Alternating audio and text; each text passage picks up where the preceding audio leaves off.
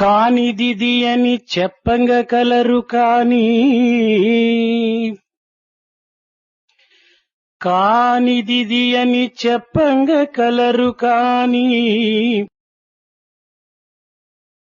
బ్రహ్మమిది అని చెప్పంగ వశము కాదు. సత్య నిత్యంబు జ్ఞానమనంతమైన ఆదియ బ్రహ్మంబు వాక్కున కలవి కాదు. ఆదియే బ్రహ్మంబు వాక్కున కలవి కాదు. ఆదియే బ్రహ్మంబు వాక్కున కలవి కాదు.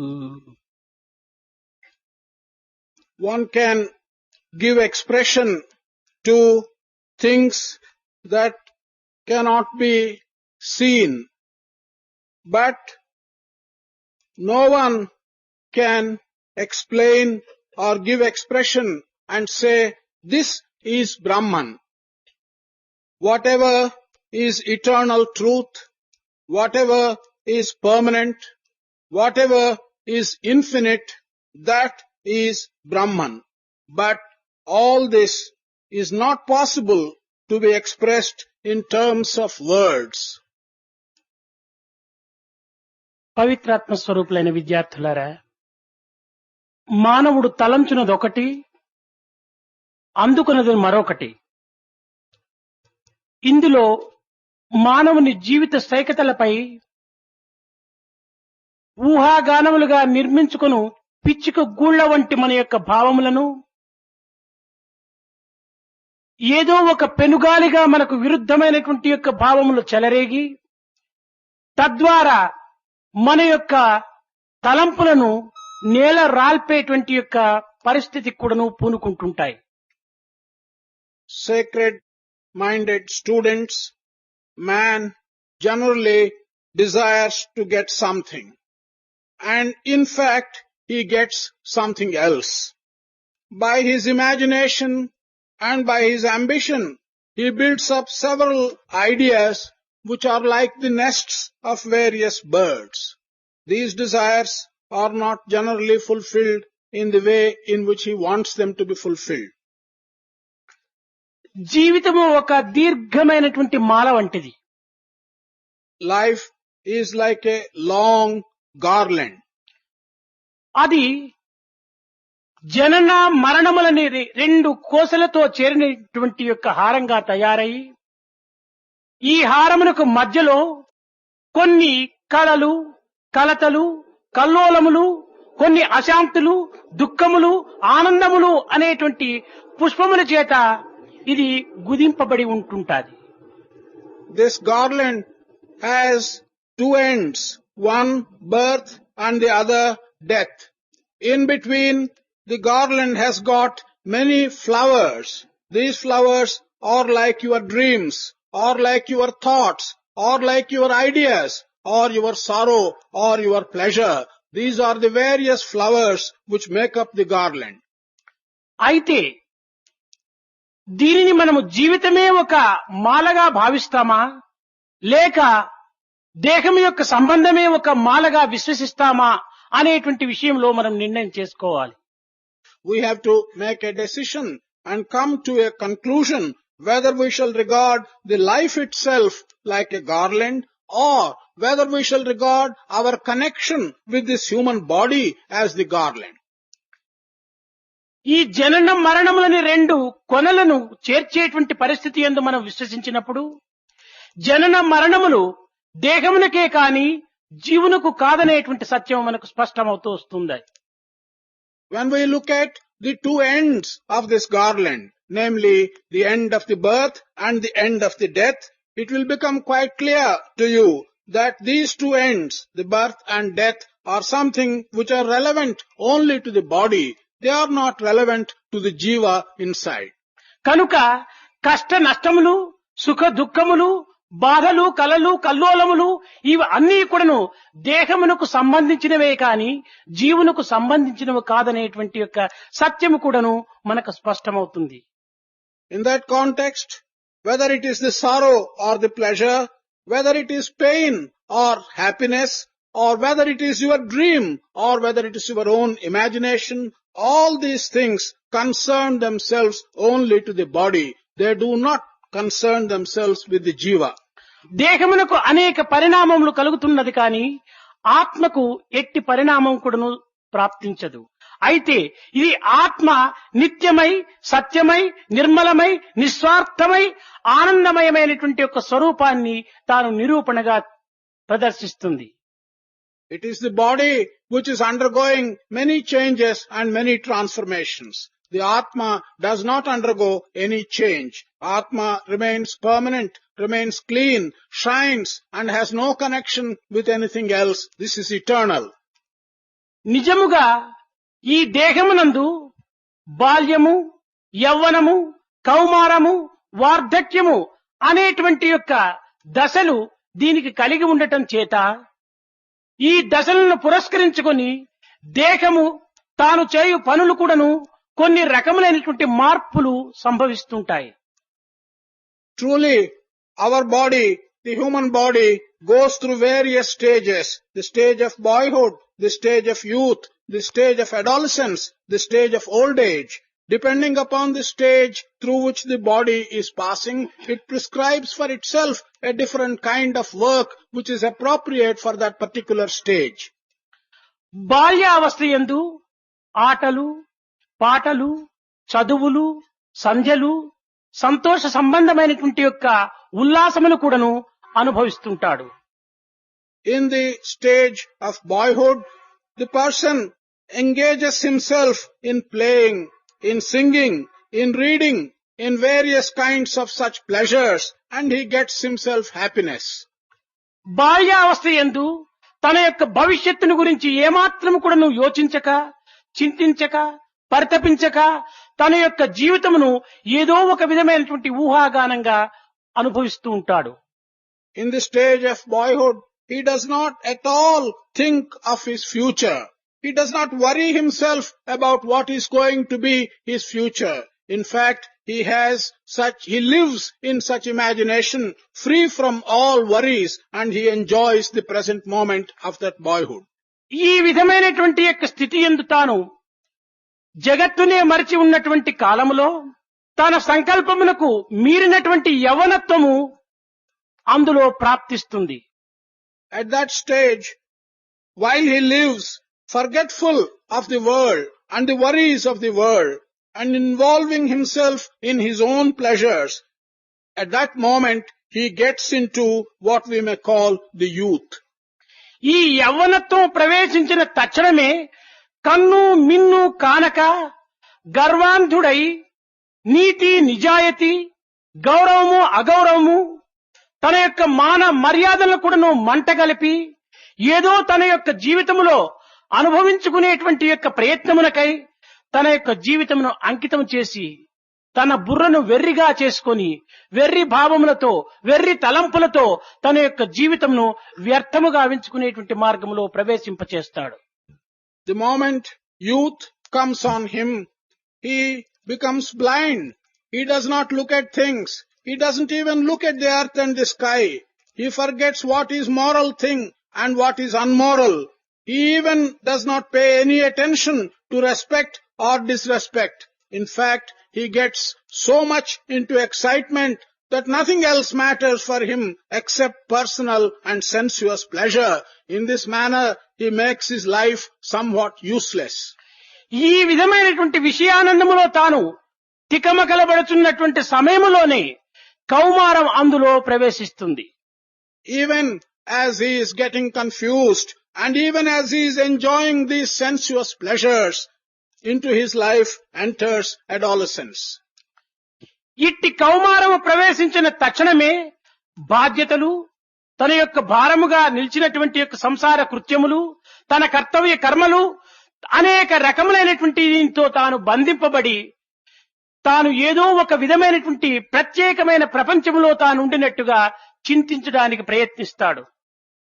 As soon as adolescence dawns on his life, he begins to feel some amount of responsibility because he has a family. He gets into bondages, he has attachments, he has ties, and therefore he gets a responsibility to which he gets a feeling. And he thinks that he is living in some special kind of world and he has to fulfill his responsibilities.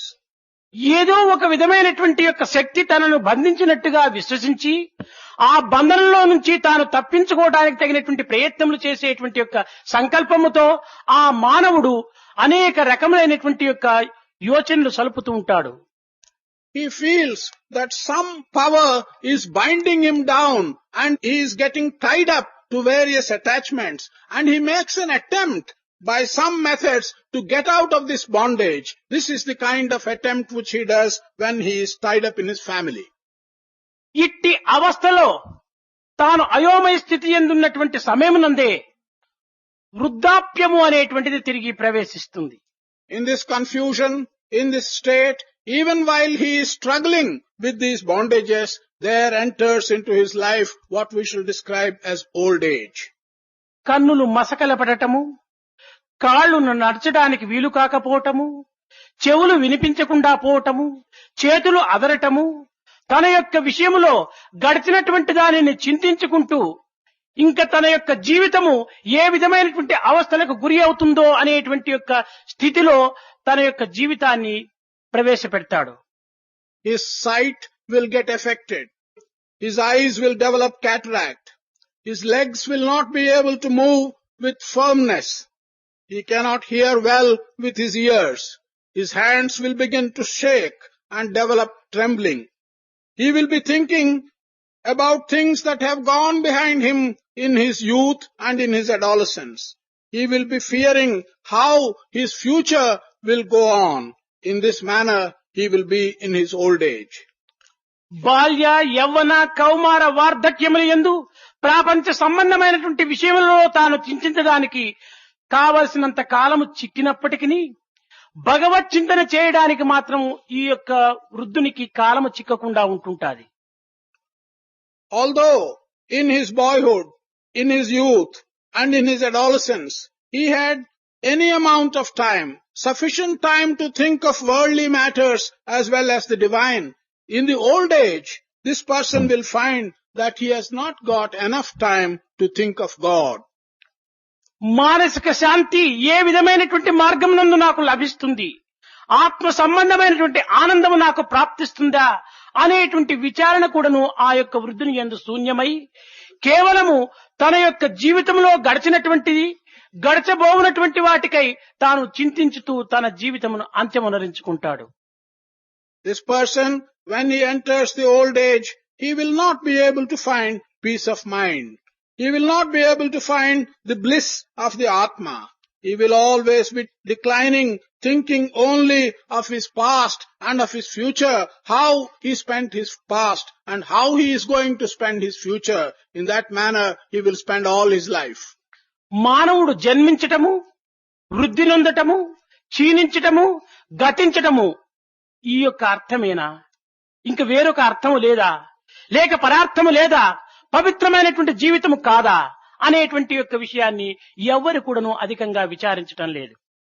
Man is born, man grows, man declines, and man dies. Should people only think of these various transformations like birth, growth, declining, and death? Is there nothing else more sacred than this that they should think of?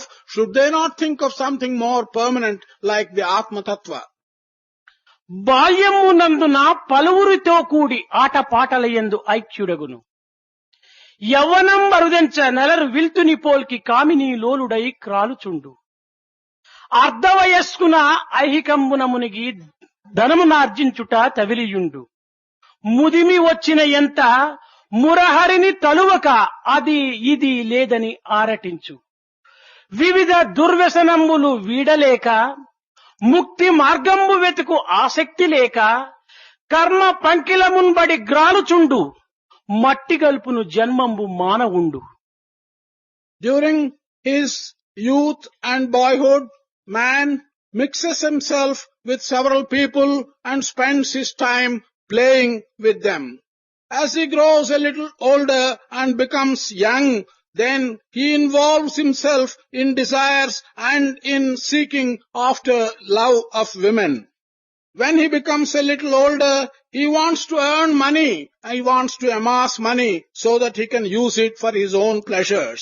When he becomes old, he does not think of the Lord, but he will be spending his time in many different ways, and he finds himself unable to give up the attachments which he has developed during his life. In this manner, man simply wastes his life and in fact mixes it up with mud and becomes utterly useless in the end. యువకులైనటువంటి యొక్క వ్యక్తులు దైవత్వం పైన విశ్వాసము కుదరక దైవము కలడా లేడా అనేటువంటి సందేహావస్థ లోపల తాను కొంత భ్రాంతిని పడుతుంటాడు. Youth generally do not have faith in God. They get into a despondent hesitation and ask themselves the question, is there God or is there no God? ఈ భగవత్ విశ్వాసం కూడాను జన్మాంతర సుకృతం ఉన్నటువంటి వారికే లభిస్తుంది కానీ అందరికీ లభించడానికి సాధ్యం కాదు. Even this faith in God is possible only for such people who have had some good deeds in their past lives. It is not possible for everybody. ఈ జన్మాంతరం అన్నటువంటిది భారతీయులు కూడాను ఈనాడు విశ్వసించలేనటువంటి యొక్క పరిస్థితిలో ఉంటున్నారు. This reference to our previous births is something which even Indians today are not able to believe in. ఒక్క చిన్న ఉదాహరణము, జన్మించిన తక్షణమే కొంతమంది కవులుగా తయారవుతున్నారు, కొంతమంది గాయకులుగా అభివృద్ధి పొందుతున్నారు, మరికొంతమంది కళాకారుడుగా అభివృద్ధి పొందుతున్నాడు. ఈ విధంగానే జన్మించిన తక్షణమే వారికి ఇట్టి ప్రాప్తి, ఇట్టి కళల యొక్క అభిరుచి వారి హృదయం నందు చేరడానికి కారణము ఎవరి యొక్క ప్రాక్టీసు, ఎవరి యొక్క తరబీదు. ఇది కేవలం జన్మాంతరం యొక్క వాసనే ఇట్టి యొక్క అభివృద్ధులకంతా మూల కారణంగా ఉంటుంటాది. There is a small example for this. As soon as a person is born, you find that he takes to some kind of avocation. Some people, as soon as they are born, they become poets. Some people become singers. Some people become artists. Who is it that has given each individual this special ability? Is it not that he is carrying with him from what he had acquired in his previous births? దీనికి వారి వారి interest, శ్రద్ధ అని మీరు వాదింతురా, కానీ అట్టి శ్రద్ధ కలిగినటువంటి వారు నిత్యము 2 వేళల యందు కూడాను వారు అభ్యాసములు సలుపుతున్నప్పటికీ వాటికి ఇట్టివి అభ్యసించడానికి అవకాశం లభించకుండా ఉండినప్పటికీ పుట్టిన తక్షణమే వారికి ఇట్టి కళలు ప్రాప్తించడానికి ఉన్నటువంటి యొక్క వ్యత్యాసం ఏమిటో మీరు యోచించుకోవచ్చును. You may argue that it is the individual's effort and it is the individual's pain which he takes, by which he becomes either a poet or a singer. No, you will have to think for yourself and find a proper explanation why, without an external effort, these persons are acquiring this special skill. కనుక భారతీయులు యందు కర్మ ఫలము, పునర్జన్మము, మన యొక్క జీవితము లోపల కొన్ని రకములైనటువంటి జన్మాంతర సంస్కారము అనేటువంటి మూడింటి విశ్వాసంతో కూడినటువంటి యొక్క వారు ఈ యొక్క భారతీయులు. People of this country are such that they do believe in the fruit of our own action. They also believe in rebirth. They also believe in our carrying with us the good or the bad which we have done in our previous births. Such are Indians. ఈ నవీన నాగరికత యొక్క జగత్తు అభివృద్ధిగాంచటం చూచినప్పుడు కేవలము భగవంతునికి నాకు ఉన్నటువంటి సంబంధం ఏమిటి, భగవంతుని నేను ప్రార్థించవలసినటువంటి అవసరం ఏమిటి, భగవంతుడు అనేటువంటి వాని వల్ల మనకు లభించేటువంటి సుఖమేమిటి అనే రీతిగా కూడాను యువకులు వాదిస్తూ కేవలం అన్నీ కూడాను ఈ సైంటిస్టుల యొక్క మార్పు వల్లనే ఈ జగత్తు కావలసిన రీతిగా మార్చుకోవచ్చునని కూడాను వారు భ్రమిస్తున్నారు. In this modern civilization, several people are arguing and asking the questions, what is my connection with God? Why should I pray to God? Why should I believe in God? Is it not possible with the help of science to do everything that I wish to do in this world? Where is the need for thinking of God or believing in God? కనిపించినటువంటి యొక్క భగవంతుని విశ్వసించడం అనేటువంటిది ఒక weakness అని కూడాను ఈనాడు యువకులు పోట్లాడుతున్నారు. Young people today argue that it is a weakness on our part to believe in God whom we cannot see. అయితే కనిపించినటువంటి యొక్క భగవంతుని పైన విశ్వాసం ఉంచటము ఒక బలహీనతని వారు భావించినప్పుడు, కనిపించినటువంటి వాటిపైన అనేకమైనటువంటి వస్తువులపైన వారు విశ్వాసం ఉంచుకోవటంలో ఇది ఏ విధమైనటువంటి వీక్నెస్ వారు యోచించుకోలేకపోతున్నారు.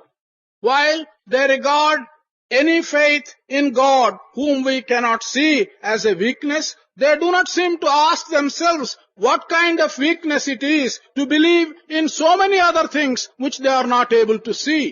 ఈనాడు సైంటిస్టులు కూడాను స్పర్శను పురస్కరించుకొని గాలిని వారు నిరూపణ జరుపుతున్నారే కానీ గాలిని చూడడానికి వీలవుతున్నదా? Today, scientists are able to infer the presence of air by various efforts. Are they able to see air directly? ఆకాశం నందు సంచరించుచు కూడాను మన మాటలలో ఉన్నటువంటి శబ్దాన్ని విశ్వసించి కూడాను ఆకాశాన్ని చూడగలుగుతున్నారా? While moving about in the sky and while having faith in the sounds that we are uttering, are they able to see the sky with their eyes? అనేక రకములైనటువంటి కలతలతో తన మనస్సును అనేక విధములైనటువంటి కల్లోలములు గావించుచు నా మనస్సు స్థిమితము లేదని లేక నా మనస్సు ప్రశాంతిగా ఉన్నదని వారు పలుకుచుండటం లోపల వారి మనస్సు అనేటువంటి దానికి రూపం వారు చూడగలుగుతున్నారా? When they talk about the confusion in their mind, and when they complain that their mind is wavering, and when they say that their mind is not peaceful, are they, when they utter and speak about the mind, able to see the mind? నా యొక్క హృదయము ప్రశాంతిగా ఉన్నదని లేక అశాంతిగా ఉన్నదని ఉచ్చరించటంలో ఉన్నటువంటి యొక్క అర్థము తాను హృదయాన్ని చూడగలుగుతున్నాడా? When one says that his heart is very quiet and peaceful, or when one says that his heart is not having any peace, is being disturbed, does he see his own heart? ఈనాడు నా యొక్క శిరస్సు చాలా బాధిస్తున్నది అని పలుకటం లోపల తన శిరస్సు బాధ తనకు మాత్రమే అనుభవం కాని శిరస్సు బాధకేమైనా ఒక రూపం ఉన్నదా? When you say that today my head is paining, there is a lot of ache in my head, does this convey anything more than the head? Is there a shape for the pain which is being suffered by the head? కనుక ఆనందమునకు కాని దుఃఖమునకు కాని ఆహ్లాదమునకు కాని విచారమునకు కాని హృదయమునకు కాని మనసునకు కాని ఏమాత్రము కూడాను రూపములు లేవు. లేనటువంటి వాటిని ఏ రీతిగా వారు విశ్వసిస్తున్నారు? సర్వవ్యాపి అయినటువంటి యొక్క దైవత్వంలో ఉన్నటువంటి యొక్క ఆత్మతత్వాన్ని విశ్వసించడంలో బలహీనత అనటం లోపల వీరిదెంత బలహీనతో మీరు యోచించుకోవచ్చును. Thus, there is no shape for things like bliss, for sorrow, for happiness, for your heart, for your mind. When you are having faith and belief in such things for which there is no shape and which you do not see directly, what is the disbelief in something like the divine or the God which you do not see? When you talk of you are not being able to have faith in God whom you do not see, and when you say that it is weakness, you have to consider, is this not weakness that you think of bliss, sorrow, happiness, heart and mind as real although you cannot see them? జగత్తంతయు కూడాను పంచభూతముల యొక్క మిళితము. ఈ పంచభూతములకు కూడాను రూపములు లేవు, కానీ వాటికి కొన్ని కొన్ని శక్తులు మాత్రమే ఉంటున్నవి. ఇప్పుడు ఒక గాలికి రూపము లేదు, కానీ ఆ గాలి ఒక ఫుట్బాల్లో లేక ఒక బెలూన్ లో చేరినప్పుడు ఆ ఫుట్బాల్ షేప్ ఆ బెలూన్ షేప్ చెందుతూ ఉంటుండాలి. అదే విధముగానే అగ్ని కూడాను దానికి దహింపచేయ శక్తి మాత్రమే ఉన్నది, కానీ దానికి ఒక రూపము లేదు. ఒక వంకర టింకరిగా ఉన్నటువంటి త్రాడులో చేరినప్పుడు ఆ అగ్ని వంకర టింకరిగా కనిపిస్తుంది. అదే త్రాడు ఒక గుండ్రముగా ఉండినప్పుడు చేరినప్పుడు ఆ యొక్క అగ్ని గుండ్రముగా కనిపిస్తుంది. కనుకనే అగ్నికి దహింపచేసేటువంటి శక్తి మాత్రమే ఉన్నది, కానీ దానికి స్వరూపము లేదు. ఇదే విధముగా మనము ఈ పంచభూతముల యొక్క ఉపమానములు ఆధారం చేసుకున్నప్పుడు పంచభూతముల యొక్క తత్వమునకు శక్తులు మాత్రమే ఉన్నది, కానీ స్వరూపములు మాత్రము కనిపించడానికి వీలు కాదు. The world is made up of the 5 elements. These elements do not have a shape and a form. For example, air has no shape. Air can be put into a container like a football. Then it takes the shape of the container. Similarly, fire has only attributes. It has no shape. It has heat and it can burn. Therefore, these elements have only qualities or attributes which you can describe. They have no specific shape or form which you can see. ఈ పంచభూతములకు అతీతమైనటువంటి యొక్క పరతత్వమే దైవత్వము. That aspect which is above these five material elements, that is the divinity. మార్పు చెందేటువంటి ఈ యొక్క దేహముతో మనము చలించేటువంటి యొక్క బుద్ధితో భ్రమించేటువంటి యొక్క దృష్టితో ఈ యొక్క సృష్టిని మనం పరికించటం చేతనే మనకు ఇన్ని రకములైనటువంటి సందేహములకు ఒక కారణం ఏర్పడుతుంది. Because we look at this creation with the help of our body which changes, with the help of our mind which wavers, with the help of our vision which falters. It is because we look at this creation with these faltering and changing things that we get all doubts and hesitation. కనుక మన యొక్క దేహతత్వాన్ని మొట్టమొదట మనం విచారించి తదుపరి దైవతత్వంలో మనం ప్రవేశించడానికి పూనుకోవటంలో ఒక సార్థకత ఉంటుంటాది. There is some justification in the first instance of your trying to understand the aspect of your body. Through that, you must be able to move on to understand the aspect of the divine. That will be the proper justification. దీనిని పురస్కరించుకొని శంకరుల యొక్క శిష్యులు అనేక మంది గుణములను, మనసును, ప్రవర్తనను, దేహమును అనేక విధములుగా వారు తూలనాడి అందులో ఉన్నటువంటి సత్యస్వరూపము ఏమాత్రము కూడాను మనకు సహాయకారి అయినటువంటిది కాదని, ఇందుకు తగినటువంటిది ఈ పంచభూతములకు అతీతమైనటువంటి పరతత్వాన్ని పొందేటువంటి యొక్క ప్రయత్నంలో ఆత్మాన్వేషణే ప్రధానమైనటువంటి యొక్క మార్గాన్ని నిరూపణ చేయించు ఈ యొక్క భజగోవిందమును పూర్ణిస్తూ వస్తారు. It is in this context that several of the disciples of Sankara, when they thought of the various attributes or the gunas for the human being, his mind, his conduct, his body, they felt that these have no permanent value, that a study of these is not the study of truth. These things are material. And they moved on and said that the proper thing to study is the Atma Tattva because that is permanent. And they have spent their time and put their effort into describing the verses starting with Bhajagovinda. అందులో ఒక శిష్యుడు బాలస్తావత్ క్రీడాసక్తగా బాలస్తావత్ క్రీడాసక్తగా తరుణస్తావత్ తరుణీసక్తః వృద్ధస్తావత్ చింతాసక్తః పరమే బ్రహ్మణి కోపరిన అనర్థః.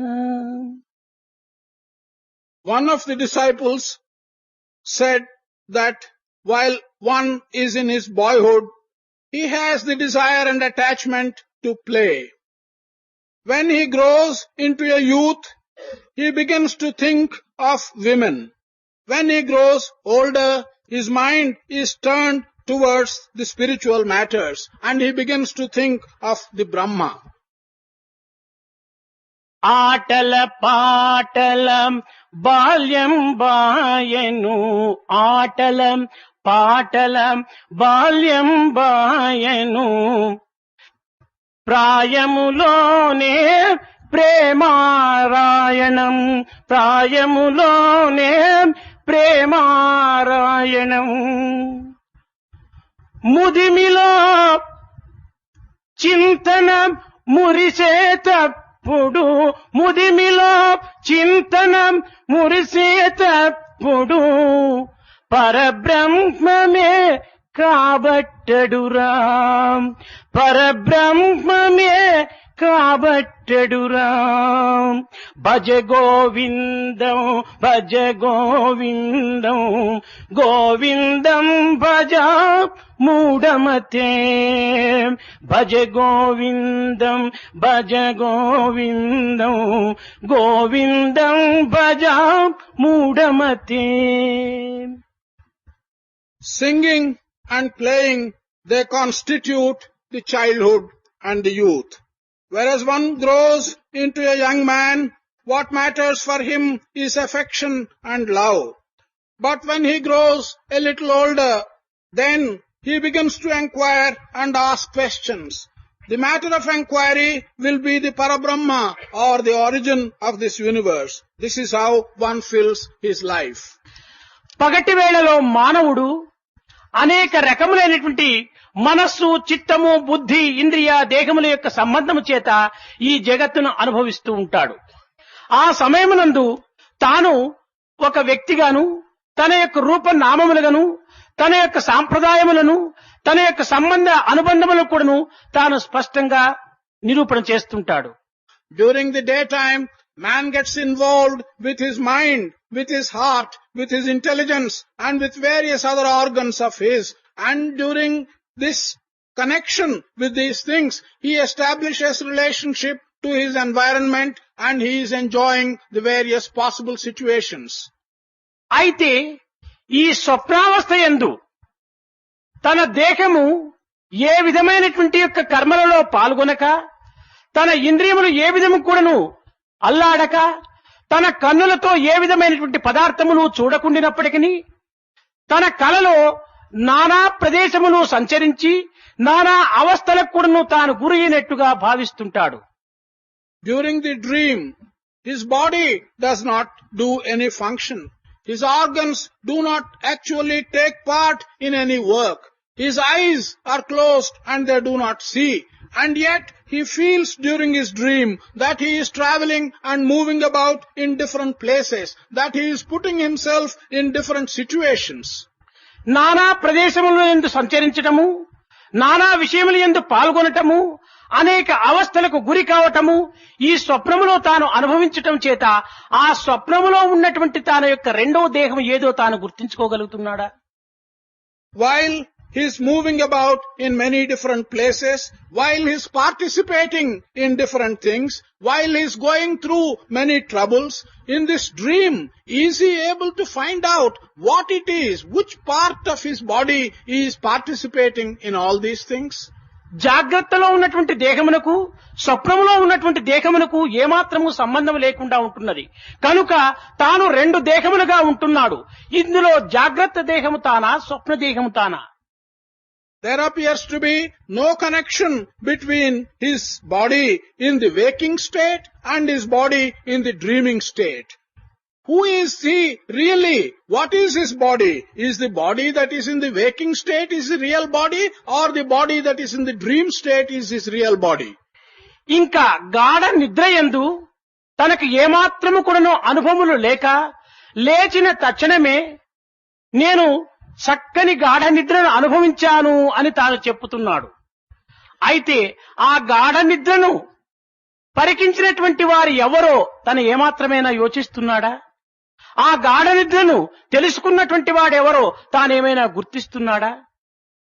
While he is in deep sleep, he does not have any experience of any dream. In fact, he has no experience of any kind during his deep sleep. But as soon as he wakes up from his deep sleep, he says that he has enjoyed the deep sleep and the rest that it has given him. Is he able to answer who it is that has enjoyed the deep sleep? Can he identify that particular part of himself who has enjoyed this deep sleep? మైమరిచి నిద్రించినటువంటి వ్యక్తి నేను చక్కని నిద్రను అనుభవించానని చెప్పడం లోపల ఆ చక్కని నిద్రను చూచిన వారెవరు?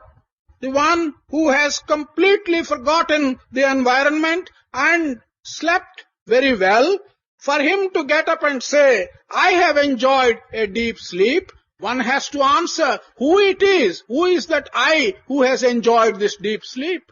కనుక జాగ్రత్త, స్వప్న, గాఢ నిద్రయందు కూడాను ఉన్నటువంటి యొక్క వ్యక్తి తనలోనే ఉండి తనలోనే గుర్తించుకోవటానికి తగినటువంటి వ్యక్తిగా తాను రూపొందుతున్నాడు. కనుక జాగ్రత్త, స్వప్న, సుషుప్తులకంతా కూడాను అతీతమైనటువంటి వాడే ఈ వ్యక్తి స్వరూపుడు. కాని కేవలం దేహముతో బంధించినటువంటి వాడు మాత్రమే వ్యక్తి స్వరూపుడని విశ్వసించుకోవటంలో ఏమాత్రం కూడాను అర్థం లేదు. Thus, in the waking state, in the dream state, and in the deep sleep state, there is a self who is present and who has been present through all these three states. This self is something quite different from the body because he has been present all through in all the three states. It is wrong to think that this body is the same as the self. The self is quite different from this body.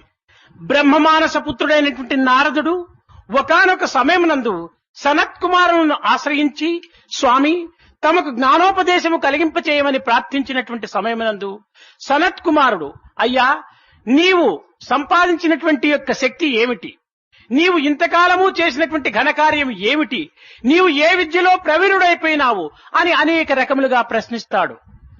When Narada at one time approached Sanat Kumara and asked for enlightenment, Sanat Kumara asks Narada the question, what is it that you have really acquired by your tapas all these days? What is the special power which you have acquired? Let me know that. అప్పుడు ఈ నారదుడు 4 వేదములు కూడాను నేను చదివాను, ఈ వేదాంగములైనటువంటి 6 శాస్త్రములు కూడాను నేను తెలుసుకున్నాను అని ఈ సనత్ కుమారునికి జవాబు చెప్పాడు. To this query, Narada replied to Sanat Kumara that he has studied all the 4 Vedas. He has also studied what has come out of the Vedas in the form of 6 Shastras. This is the reply which Narada gave. Sanath కుమారుడు చిరునవ్వు నవ్వుతూ 4 వేదములు 6 శాస్త్రములు తెలుసుకోవటం చాలా సంతోషమైనటువంటి విషయమే, కానీ నిన్ను నీవు తెలుసుకున్నావా నారదా అని ప్రశ్నించాడు. Sanat Kumara smiled at this reply and said, yes, it is a matter of great pleasure and satisfaction that you have learnt 4 Vedas and 6 Shastras. But, O Narada, have you learnt anything about yourself and have you understood who you are? నిన్ను నీవు తెలుసుకొనక ఎన్ని శాస్త్రములు, ఎన్ని వేదములు, ఎన్ని ఉపనిషత్తులు, ఎన్ని రకములైనటువంటి గీతా వాక్యములు నీ యొక్క తలబుర్రలో చేర్చుకున్నంత మాత్రమున ప్రయోజనం లేదు. తనను తాను తెలుసుకున్నటువంటి సమయమునందే ఈ సర్వ విద్యలు కూడాను తన హస్తగతమైపోతాయి. సర్వ జ్ఞానములకు తాను అతీతుడైనటువంటి యొక్క స్థితి యందు తాను అనుభవిస్తాడు. కనుక అద్వైత దర్శనం జ్ఞానం. ఇట్టి ద్వైతమును ఏనాడు నీవు వదిలిపెడతావో ఆనాడే నీకు జ్ఞానం ప్రాప్తిస్తుందని అతనిని గురించి అతను చెప్పడానికి సనత్ కుమారుడు పూనుకున్నాడు. Sanat Kumara told Narada that so long as you do not understand your own self, so long as you do not know the self in you, your knowledge of the Shastras, of the Vedas, of the Upanishads and of the Gita become quite useless. It is only when you can realize the nature of yourself and know who you are, your knowledge of the Shastras, Vedas and so on will become useful. What is important is Advaita Darshana. You should be able to realize and understand the non-duality that is pervading right through. This will be the end of your wisdom. ఈనాడు యావత్ ప్రపంచము కూడాను తమను తాము తెలుసుకొనక ఏదో అనేక రకములైనటువంటి ఘనకార్యములు సాధించామని ఈ science యొక్క అభివృద్ధిని ఆధారము చేసుకొని అనవసరమైనటువంటి యొక్క కార్యములలో తాము కాలిడుతున్నారు. Today, in the world, without making an effort to understand one's own self, they are thinking that they are doing many great things. With the help of modern science, they are wanting to do one thing and another, and they are putting their foot into various situations. ఆకాశములో సంచరిస్తున్నామని, నక్షత్రములకు ప్రయాణం సలుపుతున్నామని, చంద్రమండలంలో మా యొక్క జీవితమునంతా హాయిగా గడుపుతున్నామని ఉచ్చరించడం లోపల we యొక్క ఘనత కేవలము గాలిమేడలుగా ఎగిరిపోతున్నది కానీ మానసిక శాంతి గాని తన యొక్క దివ్యమైనటువంటి యొక్క తత్వమును కానీ తాను అర్థం చేసుకోలేనటువంటి మూర్ఖత్వంలో మునిగిపోతున్నారు సైంటిస్టులు. To say that they are able to move in the skies, that they can reach the stars and travel there, that they can go to the moon and have a pleasant life on the surface of the moon, to proclaim these things as very great is simply building castles in the air. To do these things but not have any peace of mind, not being able to understand the true nature of oneself, but follow these objects is building castles in the air. కనుక ఇంద్రలోకము గాని చంద్రలోకము గాని ఏ లోకము వెళ్ళినప్పటికీ నందినెక్కి చూడరా విశ్వదాభిరామ వినురవేమ అని వేమన చిన్న పదములతో చెప్పాడు. Doesn't matter whether you go to the world of Indra. Doesn't matter whether you go on to the moon. It makes no difference. But you better get on to the Nandi and try to see the divine. This is what Vemana says. ఇంద్రలోకమైన చంద్రలోకమైన Nandi చూడవచ్చు నొందవచ్చు, నందినెక్కి చూడు నరుడవో నరుడవో విశ్వదాభిరామ వినురవేమ. నందినెక్కి చూడమన్నాడు. నంది అనగా మనము కేవలం ఒక బుల్లుగా మనం భావిస్తున్నాము. కానీ ఇక్కడ నంది అనేటువంటి పదమునకు బుద్ధినే తాను నందిగా భావించుకున్నాడు. Whether you go to the world of the Indra or whether you to go to the world of the Chandra, what you have to do is to mount the bull, the Nandi, and you must have a knowledge of yourself. Oh man, this is what you should do. This is what Vemana said. But when he made the reference to Nandi, ordinarily we think that this is the bull which we have in our mythology. But Vemana has used the word Nandi synonymous with buddhi or intelligence.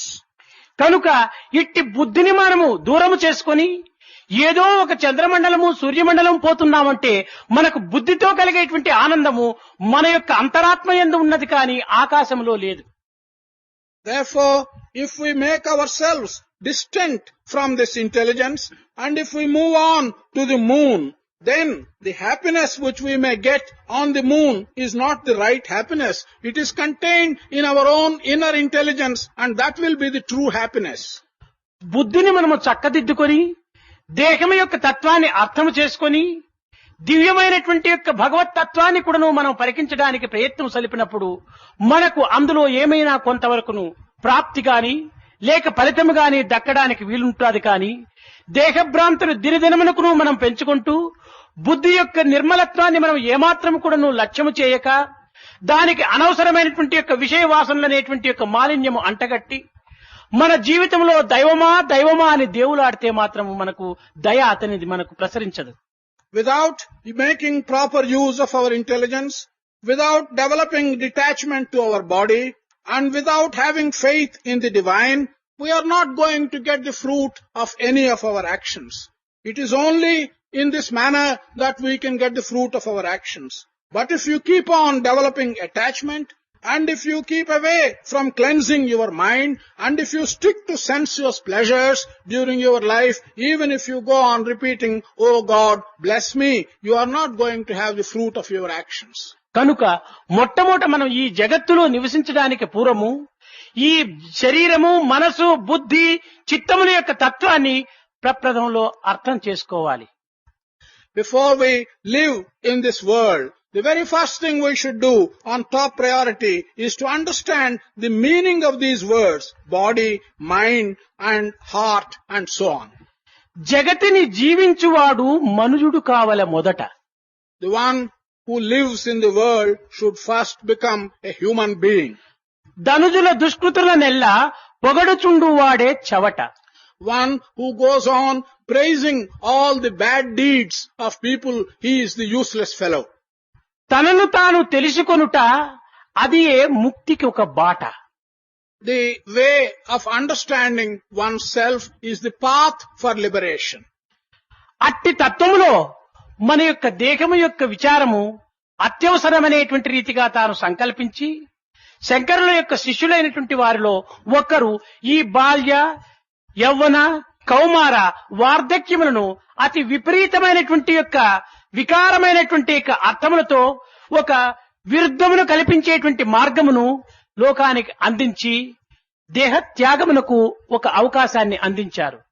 Realizing the aspect of this body, one of the disciples of Sankara described the youth, boyhood, adolescence, and old age in a very beautiful verse which creates in you a certain amount of detachment to all these states. ఎంతకాలము మనము జీవించినప్పటికీ ఇంకనూ ఏదో ఉండి మనము సాధించాలి అనేటువంటి యొక్క భ్రాంతి ఇది కేవలము వ్యామోహములో ఒక అడుగు భాగమనే మనం చెప్పవచ్చును. It does not matter how long each one lives. Everyone, irrespective of the length of his life, has someday to leave this body. This fact is known to everyone. However, even after knowing this fact, each one wants to do something. He thinks that he can achieve something. This is the illusion in which he spends his life. కాన మనము దేహం ఉన్నంత లోపలనే దైవాన్ని తెలుసుకొని మన దేహతత్వాన్ని కూడా కొంత అర్థము చేసుకుని ఈ దేహము దైవమును చేర్చేటువంటి యొక్క మార్గములో ఒక ఉపాధిగా మనం విశ్వసించటం అది అత్యవసరము. So, it is very necessary that so long as we live in this body, we should be able to understand, we should use that time for understanding God. It is necessary for us to find out a means by which during our lifetime we can merge this body with the divine. పాంచభౌతికము దుర్బలమైన కాయంబు ఎప్పుడో విడచేది ఎరుకలేదు. This difficult body which is made up of all the 5 elements, when we are going to leave it, we do not know. శతవర్షముల దాకా మితము చెప్పిరి కాని నమ్మరాదా మాట నెమ్మనమున. Our ancients have told us that the limit for life is 100 years, but one cannot believe this statement. బాల్యమందో లేక ప్రాయమందో లేక ముదిమియందో లేక ముసలియందో ఊరనో అడవినో ఉదక మధ్యంబునో ఎప్పుడో విడచేది ఎరుకలేదు. Whether it is in the boyhood, or whether it is in the youth, or whether it is in your adolescence, or whether it is in your old age, may it be in a village, may it be in the middle of water, may it be on land, when you are going to abandon this body is something which you do not know. మరణమే నిశ్చయము, బుద్ధిమంతుడైన దేహమున్నంతలో తన్ను తెలియవలె. Death is certain. So, if you are a clever man, while you live, you should understand yourself.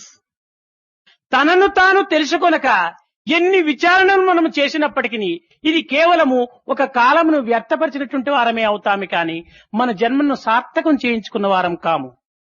Without knowing who you are, without knowing yourself, whatever you may do in your life, whatever achievements you may have, you will only have wasted your life. You would not have spent your life in any purposeful manner. ప్రపంచం నుండి యావత్ అన్ని మూలల నుండి కూడాను ప్రసరించేటువంటి యొక్క పత్రికల యొక్క news ను మాత్రమే మనం చూడడానికి ప్రయత్నం చేస్తున్నాము. ఏ దేశములో ఏ వ్యక్తి ఏ మార్గములో ఏ విచిత్రమైన ఏ చిత్రమైన ఏ దుఃఖమైన ఏ ఆనందమైనటువంటి విషయాలు ప్రసరిస్తారో అనేటువంటి దీని లోపల మనము అన్ని విధమైనటువంటి వార్తలు వినడానికి మాత్రమే మనము సంసిద్ధులమై ఉంటున్నాము. కానీ అన్ని వైపుల నుంచి వచ్చేటువంటి న్యూస్ లోపల నీవు జీవితాన్ని అంకితం చేస్తున్నావు కానీ నీ లోపల నుంచి కూడా నువ్వు వచ్చేది న్యూసెన్స్ అనేటువంటిది నీవు అర్థం చేసుకోవటం లేదు. You are spending all your time in reading newspapers which come from different parts of the world and which bring news from different parts of the world. You are anxiously waiting every day to see these newspapers and to find out what an individual in some part of the world or another individual in some part of the world is producing some happy thing or some sorrowful thing, is doing something great or is doing something small. All the time you are looking for news that is coming from outside, from everywhere in the world. But you are not realizing that what comes from within yourself to you is something which is first to be realized, and that is the most important news. కనుక ఈ జగత్తే ఒక news paper. ఈ జగత్ అనేటువంటి news paper ను ఒక్కతూరి మనము చూచాము చాలు.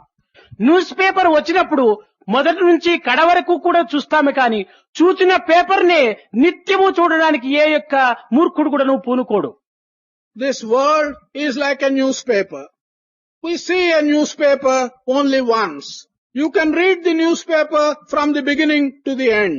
But no one will read the same newspaper a second time or again and again. కనుక ఈ ప్రపంచం అనేటువంటి న్యూస్ పేపర్ ను మనం వచ్చాము చూచాము అంతే.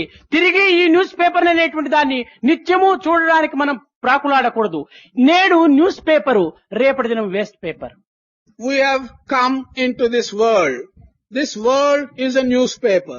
We have seen this newspaper once. We should not again attempt to see the same newspaper again. A newspaper is a newspaper today, but tomorrow that newspaper becomes a waste paper. కనుక మరీ తిరిగి మనం పునరపి జననం పునరపి మరణం పునరపి జనని జఠరేశయము, తిరిగి చావటము తిరిగి పుట్టటము, తిరిగి చావడము తిరిగి పుట్టటము, ఈ రకంగా మనం తిరిగి న్యూస్ పేపర్ ని చూస్తున్నామంటే మనం వేస్ట్ పేపర్ అయినటువంటి వారము, మనం వేస్ట్ పేపర్ చేసేటువంటి యొక్క మూర్ఖులుగా మనం తయారవుతున్నాము. In this way, if we submit ourselves and if we subject ourselves to be born again, to die again, to be born again and to die again, come back again to this world, read this newspaper again and again, then we are simply making our life a waste paper. కనుకనే ఇట్టి waste paper ను చూడడానికి మనం ఏమాత్రమూ అంగీకరించకుండా తిరిగి దైవత్వం అనేటువంటి యొక్క టెస్ట్ పేపర్ లోపల మనం చేరడానికి పూనుకోవాలి. Therefore, we should not agree to see this newspaper, which is a waste paper, again and again. We should make up our mind to see the divine, which is the test paper and not a waste paper. కనుక ఇదంతా కూడాను ఒక విధమైనటువంటి యొక్క భావమును దైవం వైపున మరల్చే నిమిత్తమై శంకరుల వారు తమ అనుచరులైనటువంటి శిష్యులను కూడాను ఈ విధమైనటువంటి మార్గములో ప్రవేశింపచేసి ఆనాడు అనేక మందిని భగవత్ తత్వాన్ని అనుభవించుకునేటువంటి యొక్క దివ్య మార్గం లోపల ప్రవేశపెట్టారు. Thus, Shankara in those days had done everything, and all that he had done was to turn the ideas of people towards God and give them a feel for the divine so that they can really understand and spend their life in seeing God and understanding divine aspects. కాన మీ యువకులైనటువంటి మీరు ప్రప్రథమంలో మీ యొక్క బుద్ధులు చక్కదిద్దుకొని నిర్మలమైనటువంటి భావములతో పవిత్రమైనటువంటి యొక్క ఊహలతో ఈ చిక్కినటువంటి అవకాశమును చక్కగా అనుభవించుకొని దైవత్వం అనేటువంటి యొక్క మధురమైనటువంటి ఆనందమును అనుద్దుకొని తద్వారా మీ యొక్క జీవితమును యావత్ భారతదేశమునకు అంకితం చేసి తోటి మానవులను కూడాను పునరుద్ధరించడానికి ఒక ధర్మమును పునరుద్ధరింప చేయటానికి వారికి తగినటువంటి యొక్క ఆదర్శప్రాయాలుగా మీరు నిలిచి భారతదేశం యొక్క తిరిగి సంస్కృతిని మీరు నిలబెట్టడానికి తగినటువంటి కంకణం కట్టుకుంటారనేటువంటి యొక్క విశ్వాసంతో ఈ యొక్క సమావేశంలో మిమ్మల్ని చేర్చుకోవటం జరిగింది. ఈ చేర్చుకున్నంత మాత్రమున మాకు సంతృప్తి కానేరదు. ఈ ఒక్క నెల దినమును కూడాను ఈ చెప్పు విషయములను మీరు ఆలకించు విషయములను మీ హృదయస్థానమునందు చేర్చుకొని ఆచరణలో ప్రవేశపెట్టి ఆనందమును అనుభవించి తిరిగి మన భారతదేశమునకు సత్కీర్తిని మీరు నిలుపుతారని కూడాను నేను ఆశిస్తూ ఆశీర్వదిస్తూ నా ప్రసంగాన్ని విరమిస్తున్నాను. You young people, especially the youngsters here, must cleanse their minds, must develop pure ideas. You should take this opportunity and see what sweetness there is in understanding divinity.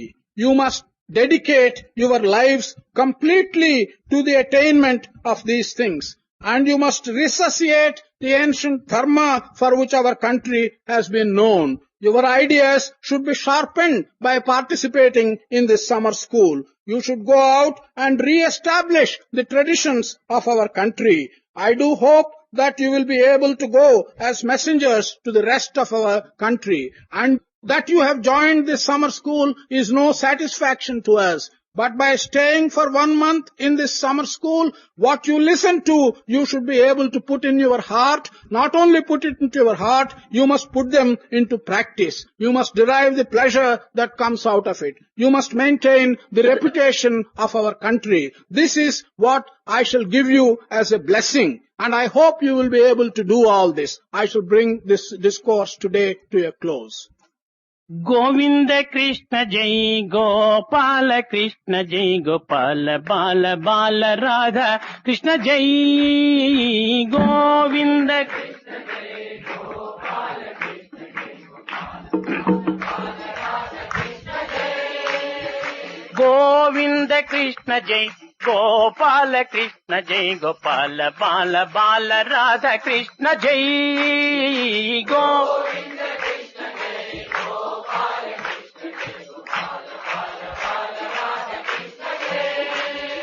Krishna జై కృష్ణ జై కృష్ణ జై కృష్ణ కృష్ణ కృష్ణ కృష్ణ జై కృష్ణ జై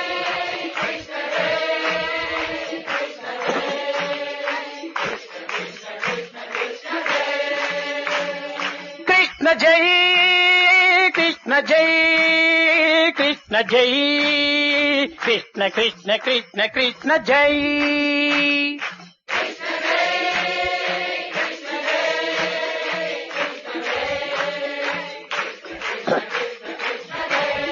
గోవింద కృష్ణ జై గోపాల కృష్ణ జై గోపాల బాల బాల రాధ కృష్ణ జై గోవింద కృష్ణ జై గోపాల కృష్ణ జై గోపాల బాల బాల రాధ కృష్ణ జై గోపిక మాల హారి ప్యారి మాయి మీర మన విహారి మదన మోహన మురళిధారి కృష్ణ జై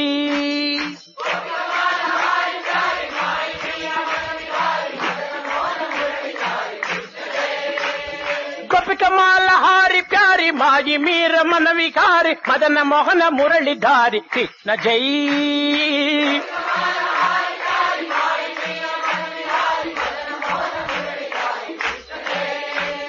కృష్ణ జై కృష్ణ జై కృష్ణ జై కృష్ణ కృష్ణ కృష్ణ కృష్ణ జై కృష్ణ జై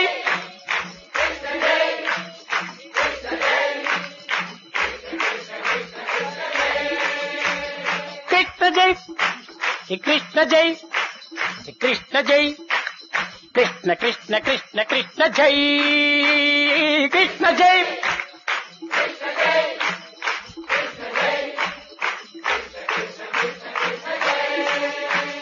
కృష్ణ జై రామ కృష్ణ జై రాధా కృష్ణ జై బాల కృష్ణ కృష్ణ కృష్ణ కృష్ణ జై కృష్ణ జై రామ కృష్ణ జై రాధా కృష్ణ జై బాల కృష్ణ కృష్ణ కృష్ణ జై కృష్ణ జై కృష్ణ జై కృష్ణ జై కృష్ణ కృష్ణ కృష్ణ కృష్ణ జై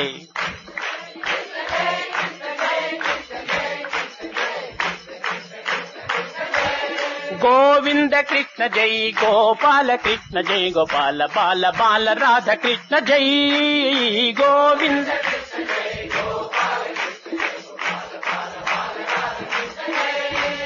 గోవింద కృష్ణ జై గోపాల కృష్ణ జై గోపాల బాల బాల రాధ కృష్ణ జై గోవింద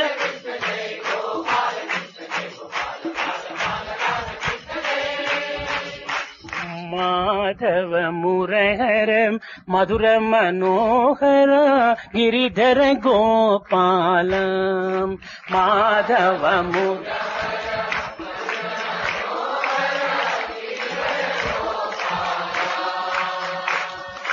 మాధవ మురహర మధుర మనోహర గిరిధర గోపాల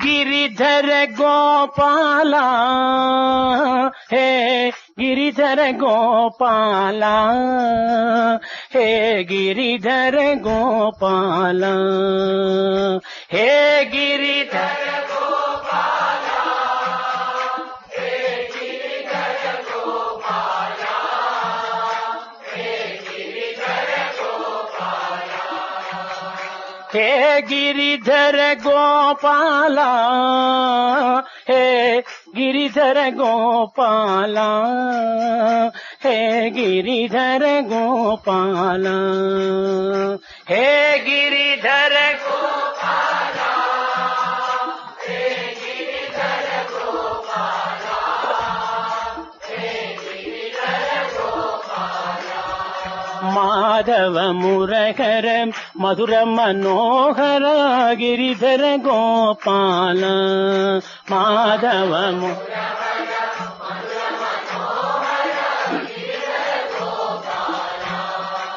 నంద కుమార సుందరాకార బృందావనం సంచార మురళీలోలా మునిజన పాల గిరిధర గోపాల హే గిరిధర గోపాల హే గిరిధర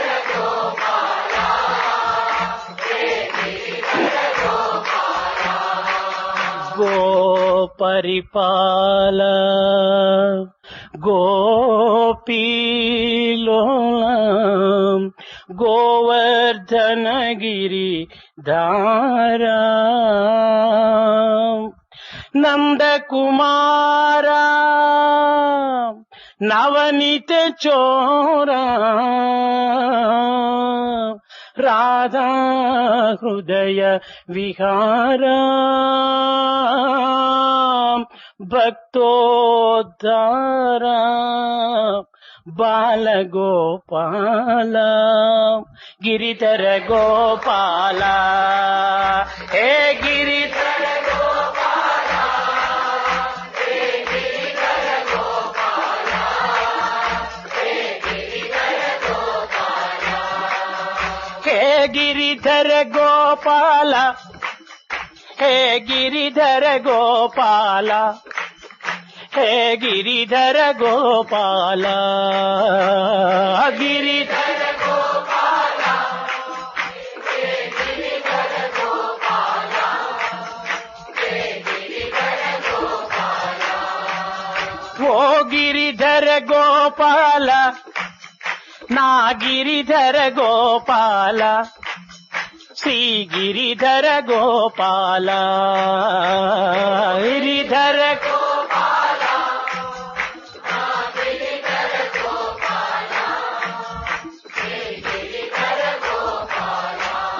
మాధవ మురహర మధుర మనోహర గిరిధర గోపాల మాధవ మురహర మాధవ మురహర మధుర మనోహర గిరిధర గోపాల మాధవ మురహర మధుర మనోహర గిరిధర గోపాల